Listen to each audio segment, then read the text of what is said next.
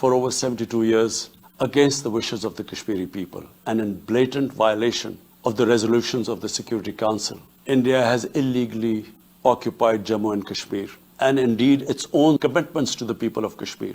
On 5th August last year, India illegally and unilaterally sought to change the status of the occupied territories and deployed additional troops, bringing the total number to 900,000, to impose a military siege on 8 million Kashmiris. All Kashmiri political leaders were incarcerated. About 13,000 Kashmiri youth were abducted and thousands tortured. A complete curfew was imposed, accompanied by a total communications blackout. Indian occupation forces have used brute force, including pellet guns against peaceful protesters, imposed collective punishments, including the destruction of entire neighborhoods, and extrajudicially murdered hundreds of innocent young Kashmiris in fake encounters, refusing even to hand over their bodies for burial. The Kashmiri media and those daring to raise their voice are being systematically harassed and intimidated through the use of draconian laws. All of this is well documented in the reports of the United Nations High Commissioner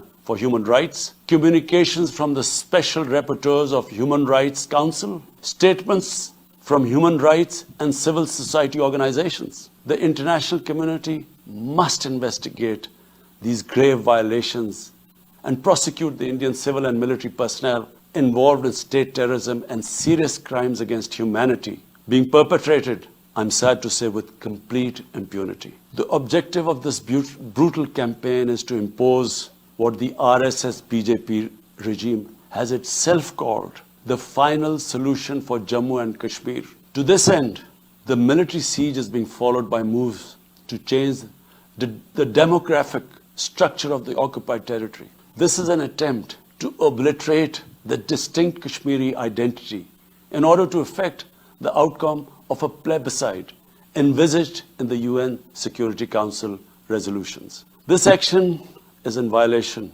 of the UN Charter, Council resolutions, and international law, particularly the 4th Geneva Convention. Changing demographic structure of occupied territory is a war crime. The brave Kashmiri people will never submit to Indian occupation and oppression. Their struggle is indigenous. They are fighting for a just cause, and generation after generation have laid down their lives to rid themselves of Indian occupation. The government and people of Pakistan are committed to standing by and supporting the Kashmiri brothers and sisters in the legitimate struggle for self-determination in order to divert attention from its illegal actions and atrocities in Indian-occupied Jammu and Kashmir. India is playing a dangerous game of upping the military ante against Pakistan in a nuclearized environment. Despite constant Indian provocations and ceasefire violations along the line of control and the working boundary, targeting innocent civilians, Pakistan has exercised maximum restraint. We have consistently sensitized the world community about a false flag operation and another ill-conceived misadventure by India. My parents, Mr. President, were born in the colonial India, and I was the first generation that grew up in an independent Pakistan. I want to make it clear that any attempt by the fascist, totalitarian, RSS-led Indian government to aggress against Pakistan will be met by a nation that will fight for its freedom to the end. And there will be no durable peace and stability in South Asia until the Jammu and Kashmir dispute is resolved on the basis of international legitimacy. Kashmir has been rightly described as a nuclear flashpoint.